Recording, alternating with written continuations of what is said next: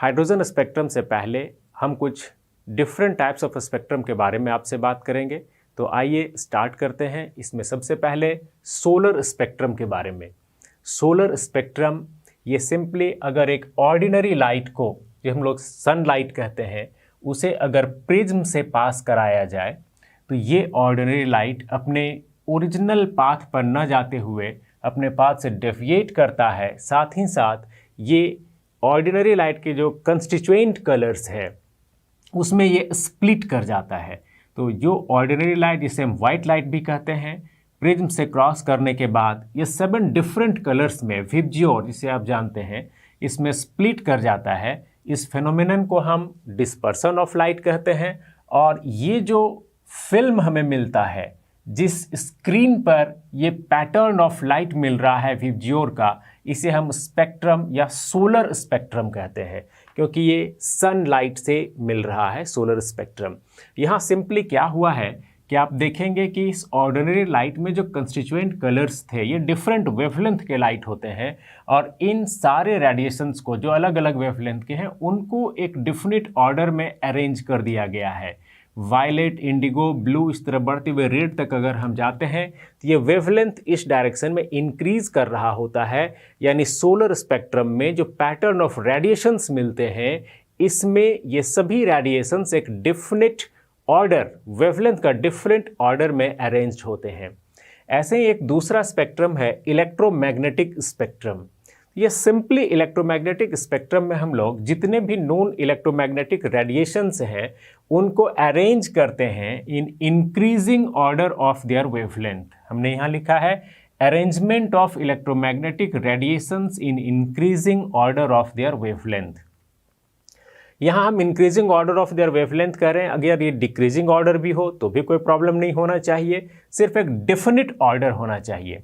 Electromagnetic spectrum को हमने यहाँ दिखलाया है, तो इसमें इस स्ट्रेट लाइन पर वेवलेंथ को दिखलाया गया है सेंटीमीटर में, जिसे मैंने यहाँ 10⁻⁻14 सेंटीमीटर से स्टार्ट किया है, फिर -12, 10⁻10, -8, ऐसे बढ़ते हुए ये 10⁴ सेंटीमीटर तक मैंने इसमें दिखलाया है। और इसी वेवलेंथ के रेंज में जो नॉन इलेक्ट्रोमैग्नेटिक रेडिएशंस हैं उनको यहाँ मैंने दिखलाया है कि अगर रेडिएशन का वेवलेंथ 10⁻14 सेंटीमीटर के रेंज में हो तो वो रेडिएशन कॉस्मिक रेज होते हैं। 10⁻12 सेंटीमीटर के रेंज में हो तो वो गामा रेज होते हैं। 10⁻10 से -8 सेंटीमीटर के रेंज में हो तो एक्स रेज है। -8 से -6 यानी 10⁻8 से 10⁻6 सेंटीमीटर के रेंज में हो तो यूवी रेंज है। और यहाँ पर एक 10⁻6 से -4 के बीच में एक रेंज है जिसमें विजिबल लाइट आते हैं, ये विबजियोर, ये आते हैं 10⁻6 से -4 सेंटीमीटर के रेंज में। 10⁻4 से -2 सेंटीमीटर के बीच में इंफ्रारेड रेज है। वैसे ही इसके बाद वेवलेंथ बढ़ाने से माइक्रोवेव्स और रेडियो वेव्स आते हैं। तो यहाँ ये सारे इलेक्ट्रोमैग्नेटिक रेडिएशंस को अरेंज किया गया है in increasing order of their wavelength, और इसको हम लोग इलेक्ट्रोमैग्नेटिक स्पेक्ट्रम कहते हैं। तो इन दोनों स्पेक्ट्रम से ये हम जान चुके हैं कि स्पेक्ट्रम का मीनिंग है सिंपली जो रेडिएशंस हैं उनको एक डेफिनिट ऑर्डर में अरेंज करना, उनके वेवलेंथ के डेफिनिट ऑर्डर में अरेंज करना। तो अब हम देखेंगे एटॉमिक स्पेक्ट्रम, जिसे हम इमिशन स्पेक्ट्रम भी कहते हैं। इसके बारे में लिखा गया है कि when electrons in an element are excited by supplying energy, the atoms of element emit energy in the form of radiations of different wavelength. Arrangement of these radiations in increasing order of their wavelength is known as atomic spectrum or emission spectrum. जैसा हम लोग Bohr's atomic model में पढ़े थे कि अगर energy supply किया जाए तो इलेक्ट्रॉन एनर्जी एब्जॉर्ब करके हायर एनर्जी लेवल में जंप कर जाते हैं, लेकिन जब वो उस एनर्जी लेवल से वापस ग्राउंड स्टेट में लौटते हैं तो उस दौरान में वही एनर्जी वो एमिट कर देते हैं। तो वापस रिटर्न होते समय जो एनर्जी एमिट करते हैं वो रेडिएशंस के फॉर्म में होते हैं, और वो अलग अलग वेवलेंथ वाले रेडिएशंस होते हैं। तो इन रेडिएशंस को अगर अरेंज कर दिया जाए इंक्रीजिंग ऑर्डर ऑफ वेवलेंथ में हम लोग उसे एटॉमिक स्पेक्ट्रम कहेंगे। उसे इमिशन स्पेक्ट्रम भी कहा जा रहा है क्योंकि ये रेडिएशंस इमिट हुए थे जब इलेक्ट्रॉन ग्राउंड स्टेट में वापस लौट रहे थे। इसी में आगे है कंटिन्यूअस स्पेक्ट्रम। कंटिन्यूअस स्पेक्ट्रम कहने का मतलब ये वैसे स्पेक्ट्रम होते हैं जहां पर कलर चेंज करते हैं विदाउट एनी डिसकंटिन्यूटी।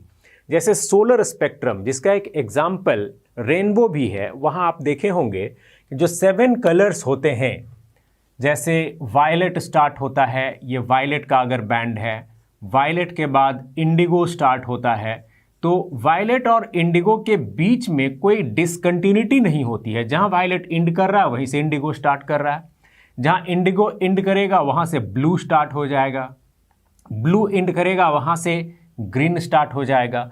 तो यहां कलर चेंज कर रहे हैं विदाउट एनी डिसकंटिन्यूटी, और इस तरह के स्पेक्ट्रम को हम लोग कंटिन्यूअस स्पेक्ट्रम कहते हैं। अगला है line spectrum. Line spectrum continuous spectrum से अलग होता है। यहां पर डिसकंटिन्यूटी नहीं थी, ये कंटिन्यूअस था। जबकि लाइन स्पेक्ट्रम में large number of bright lines होते हैं separated by dark bands. Line spectrum ये कंटिन्यूअस नहीं है, यहां बहुत सारे large number of bright lines होते हैं, उनके बीच में डार्क बैंड्स प्रेजेंट होते हैं। जितने भी एटॉमिक स्पेक्ट्रम होते हैं वो लाइन स्पेक्ट्रम की तरह होते हैं। तो आइए अब हम देखते हैं हाइड्रोजन स्पेक्ट्रम। सबसे पहले यहाँ हम जानेंगे कि हाइड्रोजन स्पेक्ट्रम कैसे प्राप्त किया जाता है। तो हमने लिखा it is obtained by passing the light being emitted from a discharge tube containing hydrogen gas at low pressure through spectrograph. मतलब यहाँ पर हम एक लाइट को पास करेंगे थ्रू स्पेक्ट्रोग्राफ से, और वो लाइट कहाँ से आ रहा हो, तो वो लाइट एमिट हो रहा हो फ्रॉम अ डिस्चार्ज ट्यूब, और उस डिस्चार्ज ट्यूब में होना चाहिए हाइड्रोजन गैस लो प्रेशर पर। डायग्राम में मैंने यहाँ दिखाया है डिस्चार्ज ट्यूब ये है। डिस्चार्ज ट्यूब कहने का मतलब एक ग्लास ट्यूब है। इस ग्लास ट्यूब में हाइड्रोजन गैस यहाँ भरा हुआ है लो प्रेशर पर। इसमें 2 इलेक्ट्रोड लगे हुए हैं। हम इसके थ्रू यहाँ इलेक्ट्रिसिटी पास करा सकते हैं, और जब इलेक्ट्रिसिटी पास कराएंगे तो यहाँ जो हाइड्रोजन एटम्स होंगे उनके इलेक्ट्रॉन्स एनर्जी एब्जॉर्ब करके हायर एनर्जी स्टेट में जाएंगे। फिर जब वो वापस लौटेंगे तो वही एनर्जी इमिट करेंगे जो विजिबल लाइट के फॉर्म में हो सकता है। उस लाइट को हम लोग पास कराएंगे स्पेक्ट्रोग्राफ से। स्पेक्ट्रोग्राफ इंस्ट्रूमेंट है जिसके थ्रू हम हाइड्रोजन स्पेक्ट्रम ऑब्टेन करते हैं। तो उस इंस्ट्रूमेंट को ड्रॉ करने के बजाय यहाँ एक प्रिज्म ड्रॉ कर दिया गया जो रिप्रेजेंट कर रहा है स्पेक्ट्रोग्राफ को। जब स्पेक्ट्रोग्राफ से ये बीम ऑफ लाइट क्रॉस करेगा तो इस बीम में जितने भी डिफरेंट वेवलेंथ के रेडिएशंस होंगे वो सभी अलग अलग हो जाएंगे। मतलब ये बीम स्प्लिट हो जाएगा, और जितने भी वेवलेंथ्स के रेडिएशन हैं हर वेवलेंथ के लिए एक ब्राइट लाइन मिलेगा उस फिल्म में जो इस स्पेक्ट्रोग्राफ में लगा होता है। उस फिल्म को ही मैंने यहाँ दिखलाया है जिसे लाइन स्पेक्ट्रम कहते हैं। यहाँ इसमें हर एक वेवलेंथ वाले लाइट के लिए एक ब्राइट लाइन मिलेगा, फिर डार्क बैंड होगा, फिर नए वेवलेंथ वाले के लिए ब्राइट लाइन, फिर डार्क बैंड, फिर नए वेवलेंथ के लिए ब्राइट लाइन। इस तरह बहुत सारे ब्राइट लाइन्स होंगे सेपरेटेड बाय डार्क बैंड्स। तो इस तरह जो स्पेक्ट्रम मिलेगा इसे हम हाइड्रोजन स्पेक्ट्रम कहेंगे। तो अभी हमने देखा कि हाइड्रोजन स्पेक्ट्रम में बहुत सारे ब्राइट लाइन्स होते हैं सेपरेटेड बाय डार्क बैंड्स, जिसे मैंने यहाँ लिखा है कि hydrogen spectrum contains a large number of bright lines separated by dark bands. Hydrogen spectrum में ये large number of bright lines आते कहाँ से हैं, अब हम इसे देखेंगे। उसका एक्सप्लेनेशन मैंने यहाँ लिखा है कि a sample of hydrogen contain large number of hydrogen atoms. जैसे डिस्चार्ज ट्यूब में हम लोग हाइड्रोजन गैस लिए थे तो उस सैंपल में बहुत सारे हाइड्रोजन एटम्स होंगे, और the electrons in different atom may absorb different amount of energies and jump to different higher energy levels. उन सारे एटम्स में जो इलेक्ट्रॉन्स हैं वो सभी बराबर एनर्जी एब्जॉर्ब करें ये आवश्यक नहीं है। अलग अलग एटम्स के इलेक्ट्रॉन अलग अलग अमाउंट ऑफ एनर्जी एब्जॉर्ब कर सकते हैं, और वो तब डिफरेंट हायर एनर्जी लेवल में जंप करके जाएंगे। These electrons return to ground state in one or more jump।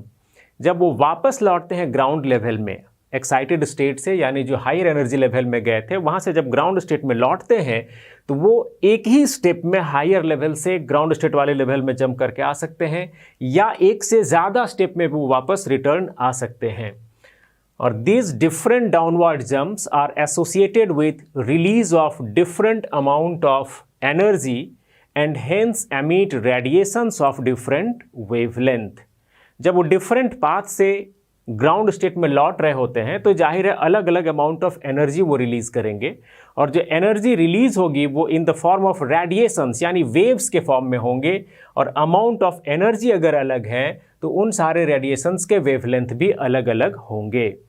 And जितने भी वेवलेंथ वाले रेडिएशंस वहाँ पर एमिट हुए वो सारे अपीयर होंगे as bright lines in spectrum. तो चूंकि बहुत सारे पाथ से वो वापस लौट सकते हैं, इसका मतलब बहुत सारे अलग अलग वेवलेंथ वाले रेडिएशंस इमिट होंगे, और वो सारे रेडिएशंस वो स्पेक्ट्रम में ब्राइट लाइन्स के फॉर्म में दिखते हैं, वो अपीयर होते हैं। यहाँ एक एग्जाम्पल मैंने लिया है, that is various routes of an electron returning from fourth orbit to first orbit. मान लिया जाए कि इलेक्ट्रॉन फर्स्ट ऑर्बिट से जंप करके फोर्थ ऑर्बिट में गया है एनर्जी एब्जॉर्ब करने के बाद। जो मैंने यहाँ दिखलाया this is orbit number 1, 2, 3 and 4। यहाँ ये गैप अलग अलग दिखलाया गया है। हम पहले पढ़ चुके हैं कि फर्स्ट ऑर्बिट और सेकेंड ऑर्बिट के बीच में सबसे ज़्यादा एनर्जी गैप होता है, उससे कम सेकेंड और थर्ड में, उससे कम 3 और 4th में, कंटिन्यूसली डिक्रीज करता जाता है। तो उसी हिसाब से ये गैपिंग मैंने कम किया है। अब अगर इलेक्ट्रॉन फोर्थ ऑर्बिट से फर्स्ट ऑर्बिट में रिटर्न हो रहा हो तो उसके पास एक ऑप्शन हो सकता है कि वो एक ही जंप में फोर्थ ऑर्बिट से फर्स्ट ऑर्बिट में आ जाए। इस दौरान में वो कुछ एनर्जी रिलीज करेगा, उस एनर्जी का जो करस्पॉन्डिंग रेडिएशन होगा उसका वेवलेंथ मैंने मान लिया है λ1। दूसरा मेथड हो सकता था, इसमें दूसरा प्रोसेस हो सकता था कि इलेक्ट्रॉन फोर्थ ऑर्बिट से पहले सेकेंड ऑर्बिट में जंप करे और फिर सेकेंड ऑर्बिट से फर्स्ट ऑर्बिट में जंप करे। तो यहाँ दो अलग अलग स्टेप में जंप हुआ है। जब 4 से सेकेंड में जंप करेगा तो कुछ अमाउंट ऑफ एनर्जी रिलीज करेगा जो यहाँ वाले एनर्जी से अलग होगा, इसलिए यहाँ जो रेडिएशन इमिट होगा उसका वेवलेंथ भी इससे अलग होगा, इसलिए मैंने इसे λ2 रखा है। वैसे ही और सारे स्टेप्स हैं, जब वो सेकेंड से फर्स्ट में आया तो अलग वेवलेंथ का रेडिएशन होगा। अगला एक तरीका हो सकता है कि इलेक्ट्रॉन फोर्थ से पहले थर्ड में आए, थर्ड से सेकंड में आए और सेकंड से फिर फर्स्ट में आए, यानी कि 3 स्टेप में। यहाँ पर फिर ये 4 से थर्ड में आया, ये अलग रेडिएशन एमिट करेगा, वेवलेंथ λ4। थर्ड से सेकंड में आया, ये भी एक अलग रेडिएशन इमिट करेगा, λ5। यहाँ जो मैंने लिखा कि सेकंड से फर्स्ट में आया है तो ये पहले दिखलाया जा चुका है, जो λ3 वेवलेंथ यहाँ है वही λ3 यहाँ भी होगा, इसलिए मैंने इसे अलग नाम नहीं दिया। अगला एक तरीका हो सकता है कि इलेक्ट्रॉन पहले सेकंड में यहाँ जंप करे और सेकंड से फिर डायरेक्ट वो फर्स्ट में चला आए। तो यहाँ 2 स्टेप में वो रिटर्न हो रहा है फर्स्ट ऑर्बिट में। यहाँ पहला स्टेप में 4 से थर्ड में आया, इस दौरान जो रेडिएशन इमिट होगा उसका वेवलेंथ λ4 होगा, पहले मैं लिख चुका हूँ। और जब थर्ड से फर्स्ट में वो जंप कर रहा होगा तब जो एनर्जी रिलीज होगा इसके रेडिएशन का वेवलेंथ λ6 है, जो इन सब से अलग है। तो हम यहाँ देख रहे हैं कि जब फोर्थ ऑर्बिट से फर्स्ट ऑर्बिट में इलेक्ट्रॉन जंप करता है तो अलग अलग वेवलेंथ के 6 रेडिएशंस यहाँ पर मिल सकते हैं और इसमें 6 स्पेक्ट्रल लाइंस वहाँ पर मिलेंगे। तो अगर फिफ्थ ऑर्बिट से फर्स्ट ऑर्बिट में रिटर्न कर रहे हो तो नंबर ऑफ ब्राइट लाइंस और बढ़ जाएंगे, 6th से होंगे तो और बढ़ जाएंगे। तो इस तरह अगर किसी हायर ऑर्बिट nth ऑर्बिट से अगर फर्स्ट ऑर्बिट में कोई इलेक्ट्रॉन जंप करता है तो वह कितना स्पेक्ट्रल लाइन फॉर्म करेगा, उसके लिए एक फॉर्मूला मैंने यहाँ लिखा है कि maximum number of spectral lines obtained when electrons return from nth level, कोई भी हायर एनर्जी लेवल हो, nth level to ground level, यानी कि जो लोवेस्ट एनर्जी वाला लेवल है वहाँ। तो this is equal to n into n-1/2। इसे हम इस केस में अगर अप्लाई करें यहाँ तो देख रहे हैं कि फोर्थ ऑर्बिट से फर्स्ट में आ रहा है, यानी यहाँ n का वैल्यू 4 है। सो 4 इंटू 4 माइनस 1 दैट इज यहाँ 4 इंटू 3 12/2 इक्वल टू 6 आता। और मैं यहाँ देख रहा हूँ कि इसमें 6 डिफरेंट वेवलेंथ वाले रेडिएशंस इमिट हुए हैं। इस तरह किसी भी ऑर्बिट से जब वो ग्राउंड स्टेट में इलेक्ट्रॉन लौट रहा हो तो कितने स्पेक्ट्रल लाइंस अधिकतम मिल सकते हैं उसको हम इस फॉर्मूला से प्राप्त कर सकते हैं।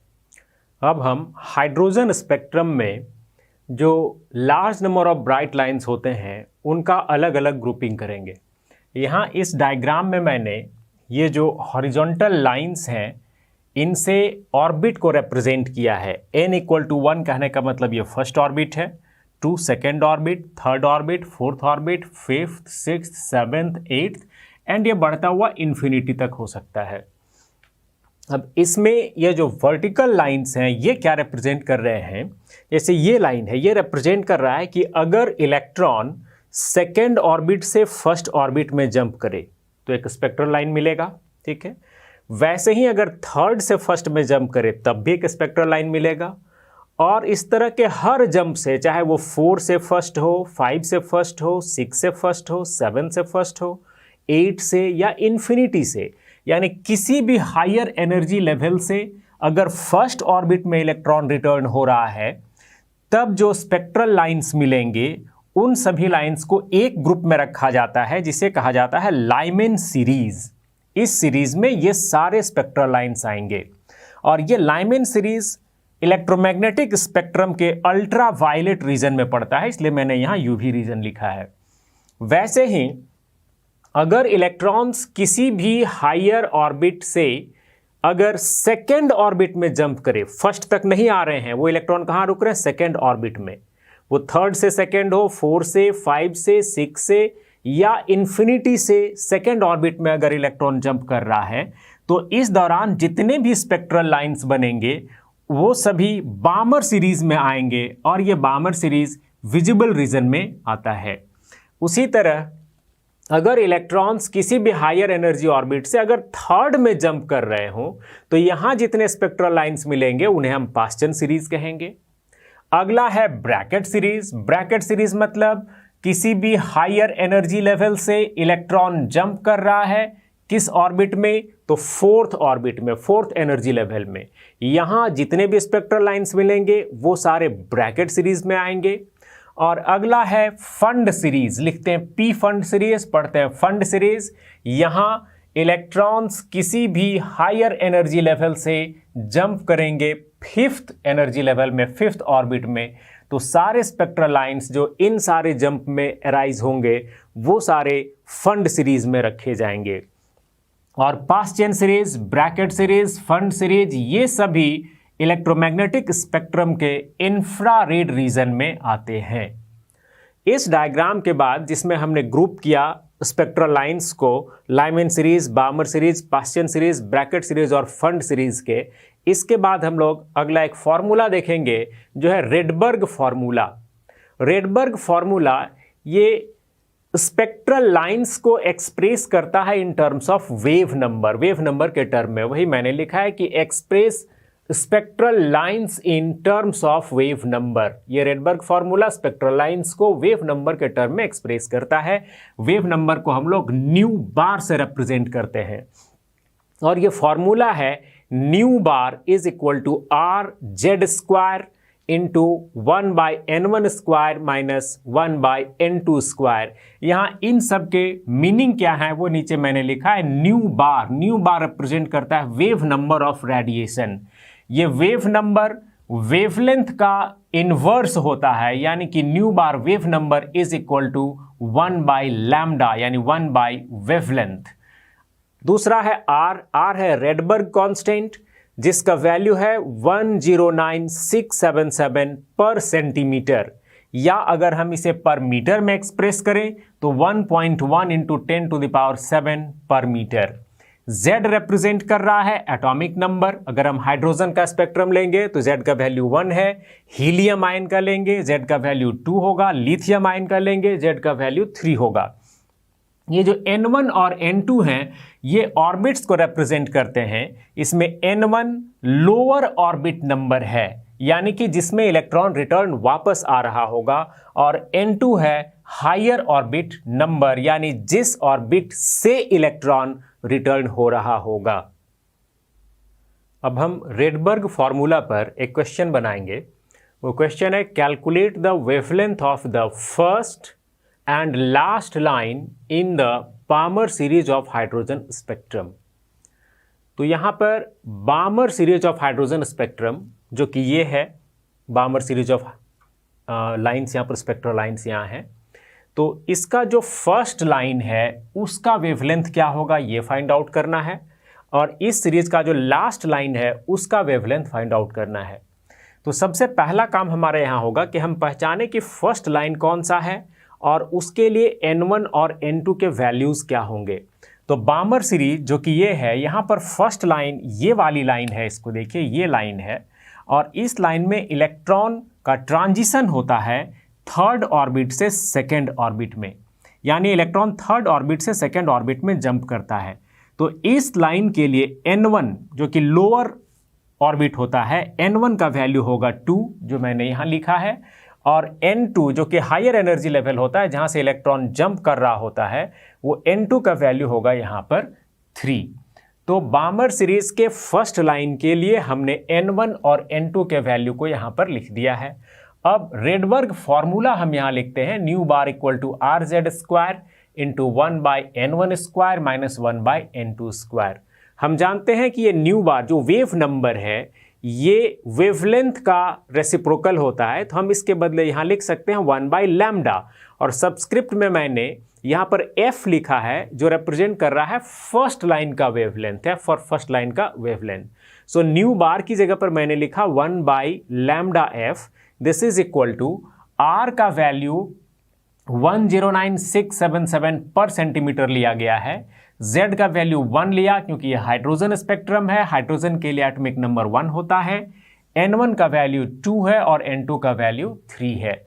हम इस पार्ट को अगर सॉल्व करें तो ये है 5/36, सो 1/λF इक्वल टू 109677 इंटू 5/36, अभी यूनिट है पर सेंटीमीटर।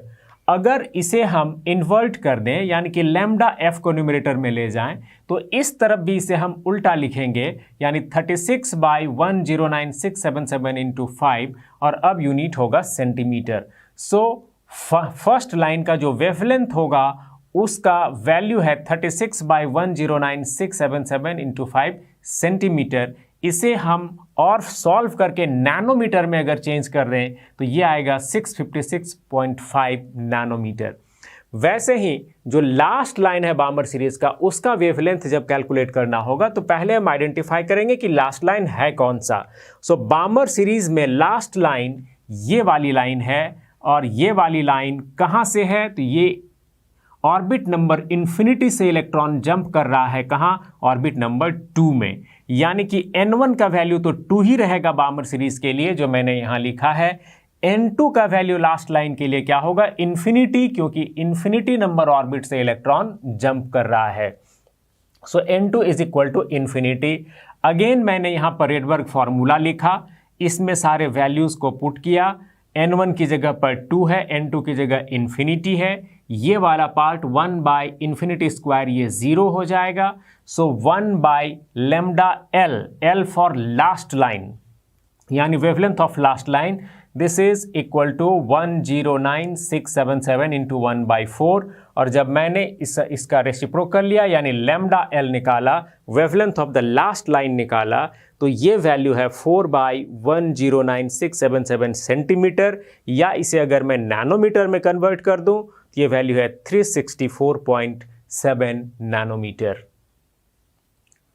इस टॉपिक से संबंधित एक और क्वेश्चन अगर हम लोग देखें तो वो है calculate the wave number for the longest wavelength transition in Lyman series of hydrogen atom.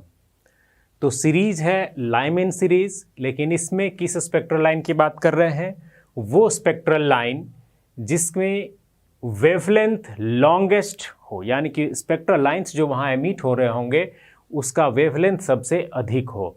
तो वो कौन सा लाइन हो सकता है लाइमैन सीरीज में। लाइमैन सीरीज में ये सारे लाइन्स हैं, स्पेक्ट्रल लाइन्स जहाँ हायर ऑर्बिट से फर्स्ट ऑर्बिट में इलेक्ट्रॉन जंप करते हैं।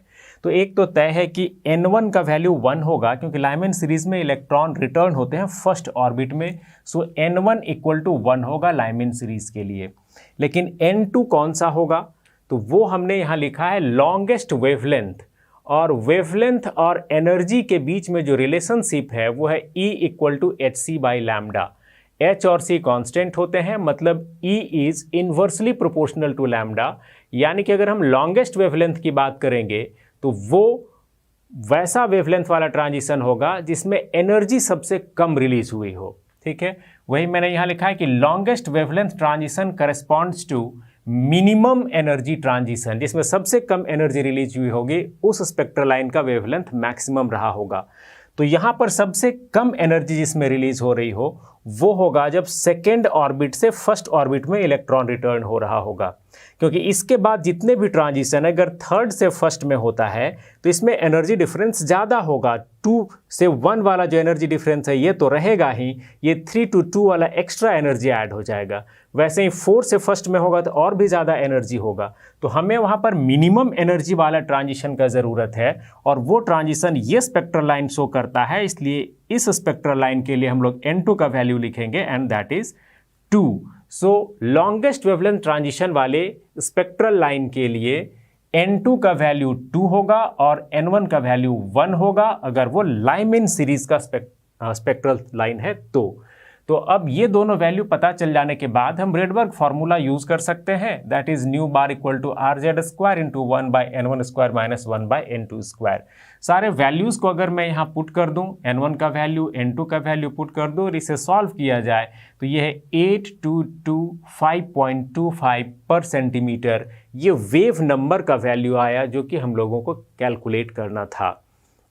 यहाँ एक और क्वेश्चन मैंने लिखा है, बहुत छोटा सा है, कि what will be the maximum number of spectral lines when electrons return from 6th orbit to first orbit in hydrogen atom.